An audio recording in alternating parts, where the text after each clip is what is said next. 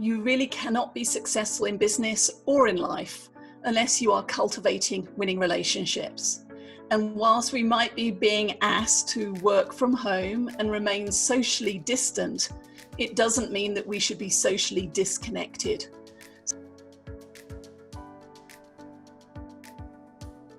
Welcome to another episode of peopleHum interview series. I'm your host, Sneha Murthy. And let's begin with a quick introduction of peopleHum. peopleHum is an end-to-end, one-view integrated human capital management automation platform, the winner of the 2019 Global Cody Award for HCM that is specifically built for crafted employee experiences and the future of work. We run the peopleHum blog and video channel, which receives upwards of 200,000 visitors a year, and publish around 2 interviews with well-known names globally every month. And now for our guest. Morag Barret is the CEO and founder of Skyteam. She is one among the Marshall Goldsmith 100 coaches and is in the Forbes Coaches Council. She is the author of The Cultivative, The Power of Winning Relationships. She is also a well-renowned keynote speaker, leadership consultant, and executive coach. We are extremely happy and honored to have her on our interview series today. Welcome, Morag. We're thrilled to have you. I'm looking forward to the conversation. Thank you for the invitation. Thank you so much. So, before we start, the first question I had for you, Morag, was can you tell us a little bit about Skyteam and your vision for the organization? So the vision is continually evolving, and Skyteam is now 13 years old. And I certainly remember when I decided to start the company, I was going to give it a year and just see what happened. And here we are in the blink of an eye, more than a decade later on. And at Skyteam, we are passionate about working with leaders, teams, and individuals just to help them to thrive and achieve results that they may not have thought possible. But what makes us different is we do believe life is too short. And so fun is 4 of our corporate values. We want it to make it fun for it to work with us. We want to work with fun clients. But more importantly, we want to help leaders understand that their journey to becoming the best leader can be fun. It doesn't have to be hard work. Wow, that sounds so interesting. It's been quite a good journey. It has indeed. I mean, at last count, I think we've worked with more than 15,000 leaders, 20 countries, and on 4 continents. And so having great fun, as I said earlier on, but having a big impact, and that's what makes it all worthwhile and having makes a difference. Wow, that sounds absolutely fun. Thank you. One thing that is very commendable about your work is that the leadership programs are not one size fits all. So how do you determine the first steps for leadership development for various different scenarios? Well, I'm sure we've all sat through, whether it's a meeting or a training course where we just wanted to poke our eye out, where it was boring, where it just didn't seem to relate to the real world and the office environment or the corporate environment that the participant was working in. And at Skyteam, that's what we look to avoid. We're not an off-the-shelf company. We are a small boutique organization. And that, according to our clients, means that we are nimble and we're very good at listening, deep listening to the organization. So when we're brought in to work with an organization, often there are some presenting symptoms. Maybe turnover is high.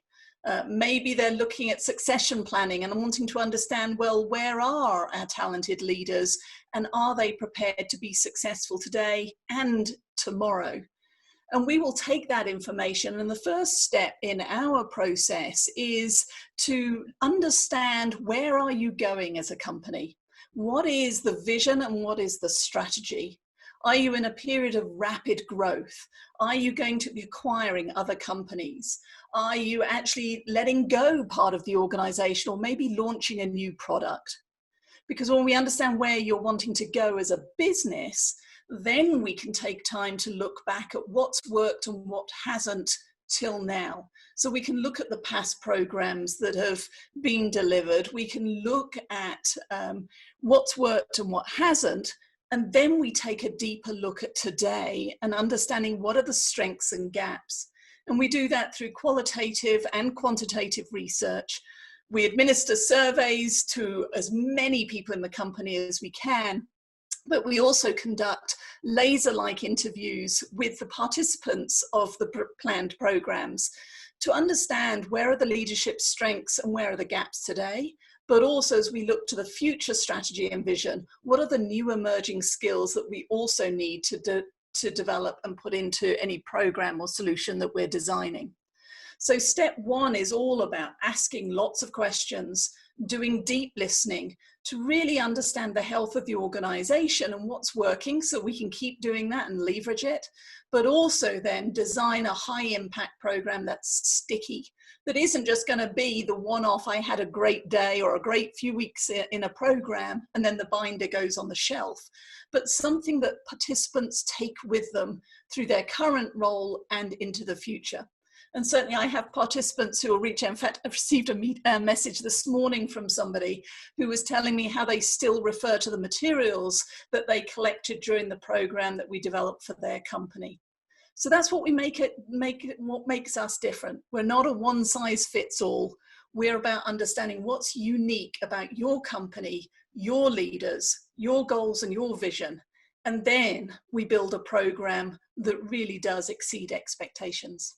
Wow, I mean, that is so true. I mean, you cannot have one particular set for everyone. You'll have to first, and I really love the concept where you said you have to deep listen first to what their problems are, to what their mission is, and then craft a solution uniquely just for them.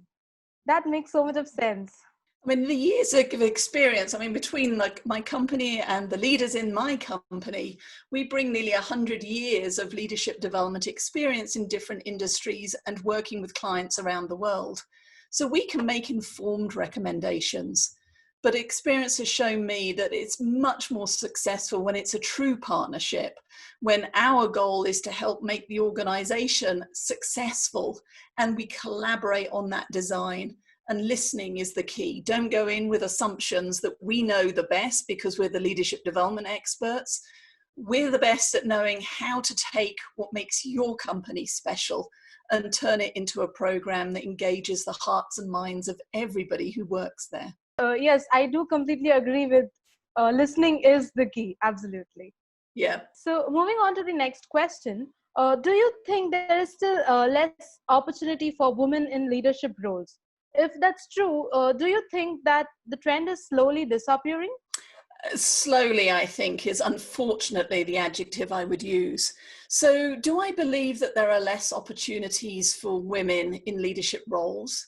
I'm going to go with no, because there are lots of leadership roles out there. But what there is a lack of is the drive to ensure that those roles are filled, not just by women, but people of color, the diversity that the planet offers to us in terms of the human race. When we actually look at leadership at all levels in organizations, it starts to become very samey.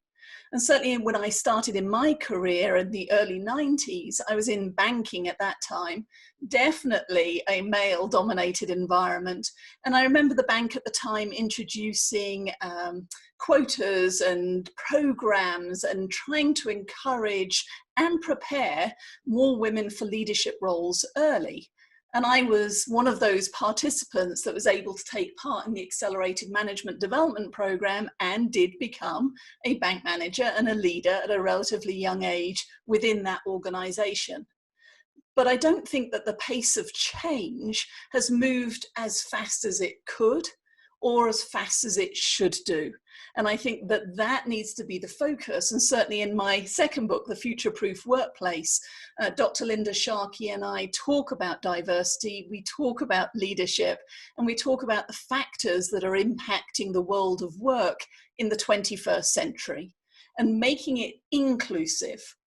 And making it opportunities available to the right people and everybody, I mean by that, but everybody having the opportunity to not just get a seat at the table, but to feel welcomed so that they choose to stay at the table when they reach those leadership roles and key parts of the organization.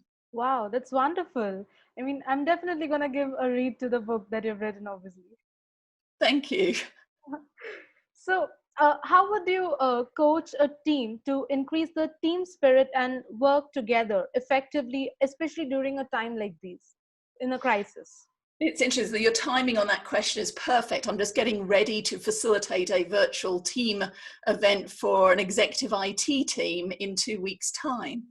And you're right, working remotely through the camera, technology is fabulous. I mean, you and I are coming to each other from opposite sides of the world. And yet, as close and as intimate as it can feel, because it's like looking through a window into somebody's house, it is also impersonal in that we're in two-dimensional, and all you get to see in terms of body language is the little window and computer screen.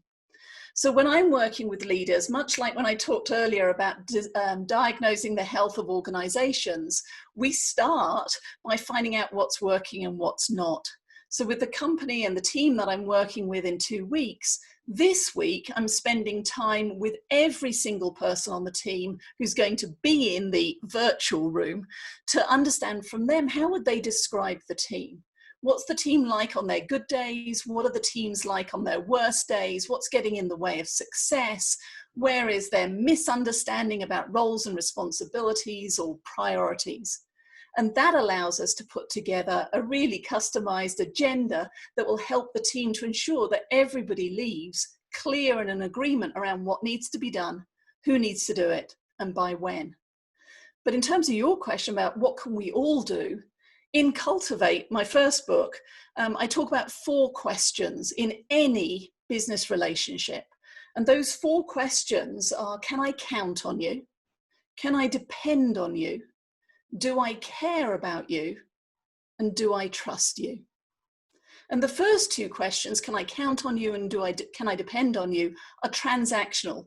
Can I count on you to do your stuff and get it to me on time so I can get my to-do list done? And can I depend on you to go the extra mile to, spot the mistake in the spreadsheet and correct it, to perhaps put some interesting graphics into the PowerPoint presentation or the report that we're writing? And in my banking career, that's where many relationships started and stopped. You do your stuff, I do mine, and we'll be okay.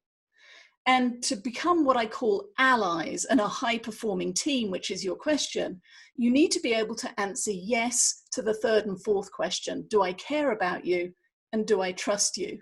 And that's all about how business gets done and the human connection that comes in every business relationship. Now you think about this, at the beginning of 2020, when we were all working wherever we worked in our usual way, can I count on you to get your stuff done was a yes, because I had my computer, I had my desk, I knew where the break room was, I knew how to do it.